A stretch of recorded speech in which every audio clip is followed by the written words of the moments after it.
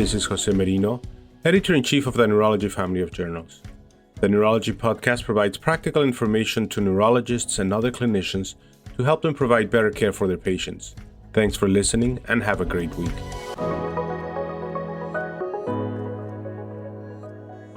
Hello, everyone. This is Andy Southerland from the University of Virginia. And for this week's Neurology podcast, I'm quite excited to be speaking with colleague Jonathan Coutinho from the Department of Neurology at Amsterdam University Medical Center. We're going to be discussing an article published in the journal Neurology titled Prehospital Detection of Large Vessel Occlusion Stroke with Electroencephalography, Results of the Electra Stroke Study. I should say Jonathan is not new to the podcast. He was interviewed last year by Dan Ackerman about some work related to using cardiac CT and stroke workup. So congratulations again to Jonathan for being back on now, talking with us about the Electra Stroke Study, which, for those who may not have seen the article yet, is a multi-center study investigating the accuracy of EEG in the detection of large vessel occlusion stroke in the pre-hospital setting. As we often do on the podcast, we want to get right to the major findings, but I thought for this particular paper, people may not make the immediate connection between EEG and stroke detection. Could you just give us a little background on the hypothesis informing the study of EEG in the detection of large vessel occlusion stroke, and then share with us what were the major findings from this study? I started thinking about this problem, like many, after endovascular treatment was implemented in routine care, right? Because, it's a major improvement, but it also posed a new problem where we have to get the right patient to the right hospital as fast as possible. So me and my group, we started thinking about how we could do this. And we landed on EEG as a potential tool to do this a couple of years ago, mostly because of what we know, how EEG responds to ischemia from the elective carotid surgery daily routine, right? It's used routinely to monitor patients who undergo carotid surgery. So we know that when there's ischemia to parts of the brain, this changes the EEG signal. So when we read those papers, we figured, well, this is a potential tool that we may be able to use in a pre-hospital setting, but obviously the conventional EEG is not suitable for the ambulance, right? It takes minutes, usually like 30 minutes to set up an EEG, and that's never going to work in the ambulance. So what we did is we combined novel technologies within the EEG hardware development, mostly like dry electrodes that are sewn into a cap. And that allowed us to do this very quickly and actually have paramedics do this in the field. So the hypothesis was that first, that we could do this in an ambulance, have paramedics doing EEG in a code stroke patient.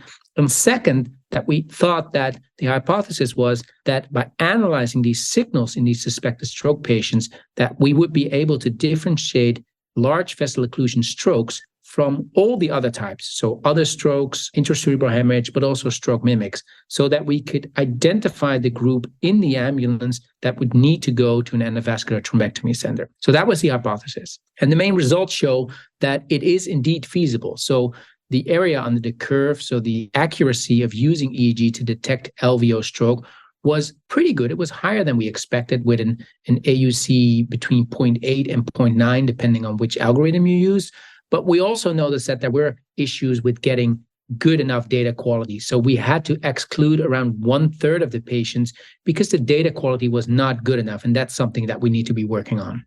I know that piques the interest not only of our stroke community, but I'm sure also our electrophysiology community as well, the use of this tool in this particular setting, and also the fact that you all were able to show some feasibility with paramedics being able to use in the ambulance. That's quite exciting. You mentioned, Jonathan, in the manuscript that you were able to arrive at some fairly good accuracy. I think you were using an area under the curve, which is in a simplistic form as a way to look at sort of optimizing both sensitivity and specificity of the test, and arrived at some pretty good numbers. But you also talk about the fact that some of these EEG data were not of great quality to be able to use it effectively for the analysis. Could you just talk a little bit about how we foresee improving the quality of EEG data obtained in the back of an ambulance or in other pre-hospital settings, and what other factors may influence this as you take this forward in other study? Before we even started, we knew that this was going to be a problem. And the reason is quite simple. It's challenging. And these paramedics, they're under a lot of stress. They need to know everything about pretty much every condition. So you can't turn them into stroke neurologists, let alone EEG techs, right? That's not possible. And we also knew that the system that we were using, that wasn't specifically designed to be used by a paramedic in an acute setting. So we knew that it wasn't going to be perfect. but we wanted to do it nonetheless to get an idea on how big the problem would be. And actually, it wasn't as big as a problem as we thought. I mean, we had to exclude 1/3 of the patients.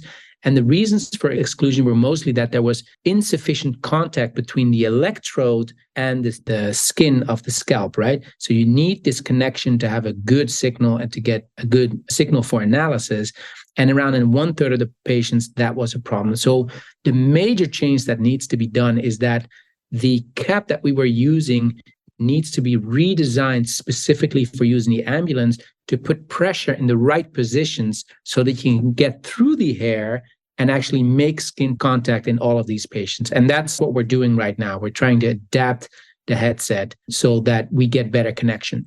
And the other thing that you need to do is you need to make it as easy to use as possible, right? This needs to be as intuitive, like when you first see an iPhone, right? You don't need any instructions for that, because in an acute setting, you don't want people to have to read through manuals and things like that. So that's the other thing that we're working on. And the third thing that we're working on is giving feedback during the measurement on the quality of the connection. So if you can provide feedback to the paramedic saying, well, this electrode's not in the right position, they can try and twist that and make a better connection so that you do get the sufficient signals that you need for the analysis. Yeah, all that is very interesting, both for the use of this adapted EEG, but also just how we adapt tools to the pre-hospital setting. I really like the emphasis on trying to make it as easy to use as possible, providing sort of hands-on manual feedback.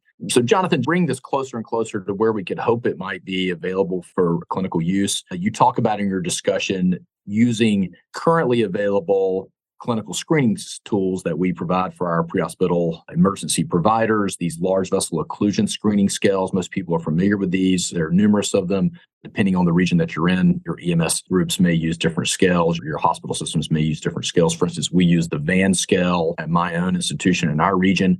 You talk about using some of these clinical metrics along with the quantitative data that you hope to obtain from EEG. Do you foresee this as sort of a combined approach when you think about implementing this for future study or practice? Andy, I think that's definitely something that future studies should focus on, because obviously what we're trying to do is get both a very high sensitivity and a very high specificity, because in an ideal situation, you don't want to miss any of these LVO patients, right? Because once this is implemented, you want the number of patients that are still being sent to the wrong hospital to make as small as possible. So you want a high sensitivity, but at the same time, you would like a very high specificity, right? Because it would be great if within the ambulance, you are almost certain that you indeed have an LVO stroke. You can call ahead to the comprehensive stroke center and say, not only am I bringing a code stroke, I'm almost certainly bringing a stroke that needs to go to the cath lab. So everybody can prepare that, because that will also save a lot of time. So we want both high sensitivity and specificity. And I think we haven't reached the optimal of the EEG. I think we can improve the algorithm. But at the same time, I think it's very likely that if you combine the EEG with another diagnostic modality, in this case, a clinical scale, there's a good chance that you may be able to increase its diagnostic accuracy and thus increase both the sensitivity and the specificity. We'll have to see. I don't think it matters that much which skill you use. Probably if combined, it increases the diagnostic accuracy. It's probably the case for all of these clinical scores. At least that would be my guess. That would certainly stand to reason. And if you enrich the population by narrowing it down based on these screening tools, you might also improve the predictive value of your instrument as well. And noted that in this preliminary study, rightly so, you're really trying to get a big sample size and a practical sample size that included not only ischemic stroke, but as you pointed out in the introduction, the ability to discern hemorrhagic stroke, and then, of course, the high number of stroke mimics that are going to pop up with clinical stroke screening as well. So big challenge for us, but this really is exciting to think about this adapted ambulance-based EEG as a potential tool in the future. So Jonathan, anytime we're talking about doing pre-hospital research, I think it's important to think about the generalizability of studies like this. I know, for instance, my regional healthcare system, we're in a largely rural population. We have a mixture of career and volunteer EMS providers. Can you just speak a little bit to that component, the need for education and feedback for EMS providers doing this work, since they are so critical to our pre-hospital stroke systems of care? That's a very important point that you're touching on now, and probably varies per region as well, right? I mean, not all paramedic systems are the same, definitely not between various countries, but not even within countries. Like you say, can be rural, can be more urban areas. The one thing I would give as an advice to everyone who's working in this field, if you're trying to develop something for the pre-hospital phase, involve your pre-hospital colleagues as fast as possible. So what we've done is right from the start, we got our paramedics involved. We had 2 paramedic organizations. We trained over 100 paramedics.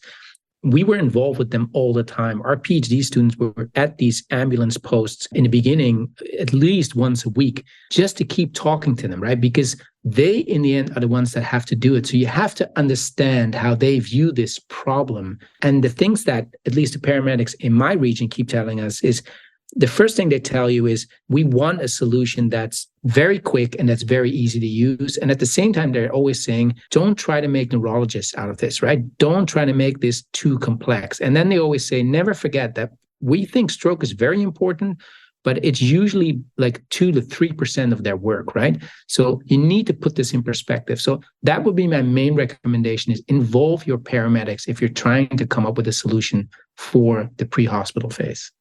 Such an important point. And I think it's really significant for us to remember, as you hang a lantern on it, we may see, several patients with large vessel occlusion strokes a week. Our average EMS provider in the community may not see one in several months. And so that component of education, making it easy to use, and I think the advice to have them part of the research from the very beginning is so important when we're talking about work like this. So Jonathan, I guess as we wrap up here, any final thoughts you wanted to add in for our audience?